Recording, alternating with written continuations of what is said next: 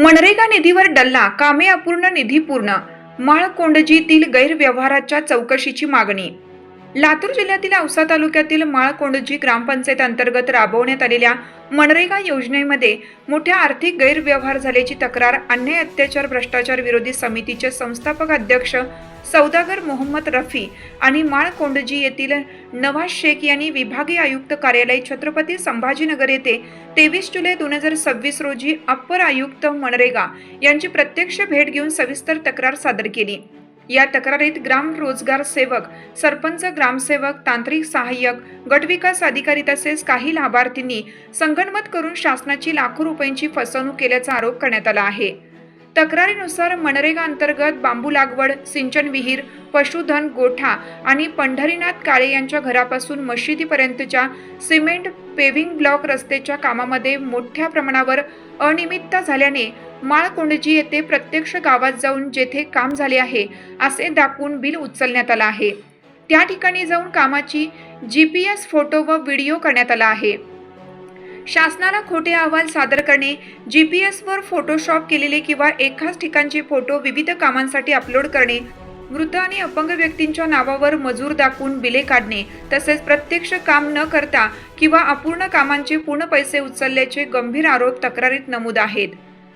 तक्रारीत बांबू लागवडीच्या कामासाठी 4 लाभार्थ्यांच्या नावावर अनुक्रमे 20,358, 87,750, 67,782 आणि 57,252 इतकी रक्कम उचलल्याचा उल्लेख असून प्रत्यक्षात लागवड कागदोपत्रीच असल्याचा आरोप करण्यात आला आहे। सिंचन विहिरीच्या एका कामात केवळ सुमारे 15 फूट काम झाले असताना 1,17,390 इतकी रक्कम काढल्याचा तसेच विहिरीचे काम नियमबाह्य पद्धतीने यंत्राच्या सहाय्याने झाल्याचा आरोपही करण्यात आला आहे। याशिवाय पंढरीनाथ काळे यांच्या घरापासून मशिदीपर्यंतच्या सिमेंट पेवर रस्त्याचे काम अंदाजपत्रकानुसार पूर्ण झाले नसून केवळ मुरुम टाकून निधी उचलण्यात आला आहे। पशुधन गोट्याच्या एकाही प्रकरणात प्रत्यक्ष गोटा उभारला नसतानाही कागदोपत्री काम पूर्ण दाखवून निधी काढल्याचा आरोपही तक्रारीत करण्यात आला आहे।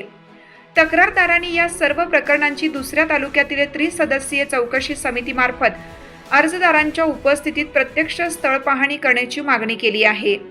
दोषी आढळणारे अधिकारी, कर्मचारी आणि लाभार्थींविरुद्ध फौजदारी गुन्हे दाखल करून शासनाच्या अपहाराची रक्कम दंडासह वसूल करावी अशी मागणीही करण्यात आली आहे।